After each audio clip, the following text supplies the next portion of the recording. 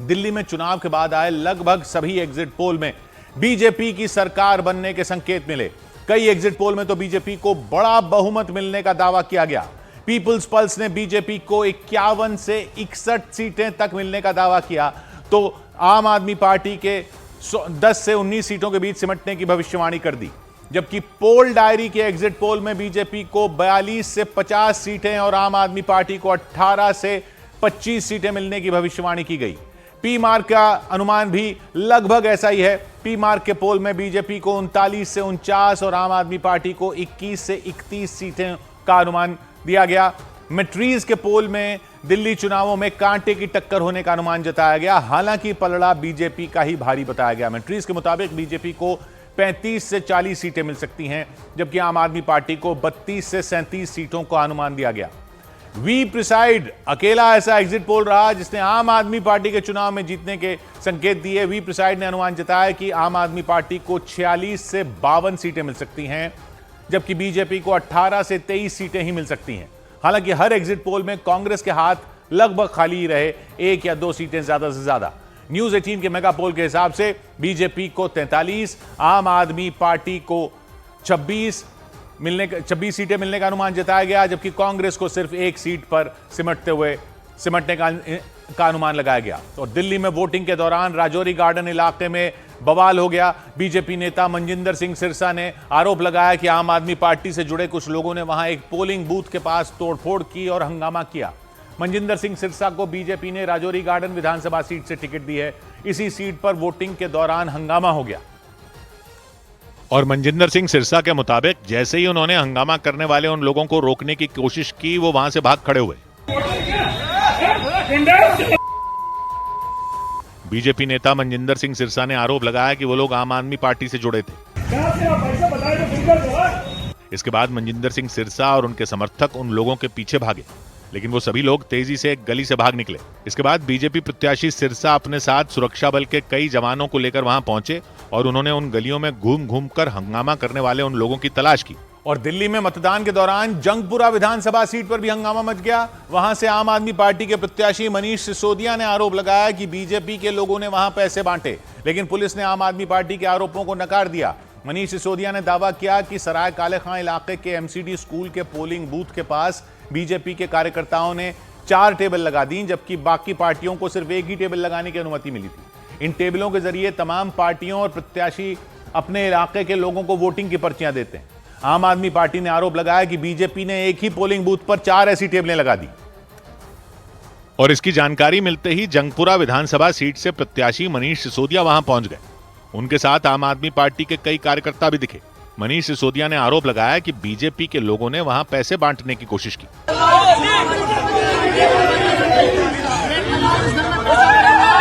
आम आदमी पार्टी ने आरोप लगाया कि बीजेपी को मतदान केंद्र के पास 4 टेबल लगाने की अनुमति दे दी गई और इसी बात पर मनीष सिसोदिया का पारा चढ़ गया। मनीष सिसोदिया गुस्सा हुए तो उनके कार्यकर्ता भी भड़क गए। वहां नारेबाजी शुरू हो गई। देखते ही देखते वो पूरी गली कार्यकर्ताओं से भर गई। आम आदमी पार्टी के कार्यकर्ताओं ने हंगामा किया तो उनके जवाब में बीजेपी के लोगों ने भी शोर मचाना शुरू कर दिया। लेकिन आम आदमी पार्टी इस बात पर अड़ गई कि चाहे कुछ भी हो, वहां से बीजेपी की टेबल हटाई जाए। मनीष सिसोदिया ने तो यह आरोप लगाया कि उसी टेबल से वोटरों को पैसे बांटे गए, इसलिए वो बीजेपी के उन कार्यकर्ताओं को वहां से हटाने की जिद पर अड़ गए। और फिर जैसे ही पुलिस ने वो टेबल हटवाई, मनीष सिसोदिया और उनके साथ मौजूद कार्यकर्ता तालियां बजाने लगे। हालांकि ये बवाल यही नहीं थमा। जब मनीष सिसोदिया वहां से जाने लगे तो किसी ने उस टेबल पर बिछा कपड़ा खींच दिया। इससे बीजेपी के लोग गुस्सा हो गए और नौबत धक्का मुक्की तक आ गई। हंगामे के बाद वहां पुलिस के अधिकारी भी पहुंच गए। वहां पहुंचे डीसीपी ने दावा किया कि जिन 4 टेबलों पर विवाद छिड़ा वो बीजेपी की नहीं थी। उनमें सिर्फ 1 टेबल बीजेपी की थी और बाकी निर्दलीय प्रत्याशियों की थी। क्योंकि उनका टेबल क्लॉथ सेम था तो इसलिए कंफ्यूजन क्रिएट हुआ है कि चारों के चारों शायद बीजेपी की टेबल्स हैं। इसके अलावा पुलिस ने वहां से पैसे बांटे जाने के आरोपों को भी नकार दिया। और इन सबके बीच चिराग दिल्ली विधानसभा सीट पर आम आदमी पार्टी के नेता सौरभ भारद्वाज और एक पुलिस अधिकारी के बीच बहस हो गई। सौरभ भारद्वाज ने पुलिस पर आरोप लगाया कि वो आम आदमी पार्टी के कार्यकर्ताओं को वोट डालने से रोक रही थी। हालांकि पुलिस ने उनके सभी आरोपों को खारिज कर दिया। पुलिस वालों ने बताया कि वो चुनाव आयोग की गाइडलाइंस ही के हिसाब से काम कर रहे थे। हुआ ये कि सौरभ भारद्वाज चिराग दिल्ली विधानसभा सीट पर, माफ कीजिएगा, अपनी ग्रेटर कैलाश की विधानसभा सीट पर वोट डालने पहुंचे। उसी दौरान उन्होंने आरोप लगाया कि साउथ दिल्ली के डीसीपी अंकित चौहान ने जानबूझकर पोलिंग बूथ से 200 मीटर दूर कुछ बैरिकेड लगवा दिए ताकि आम आदमी पार्टी के कार्यकर्ताओं को बूथ तक पहुंचने से रोका जा सके।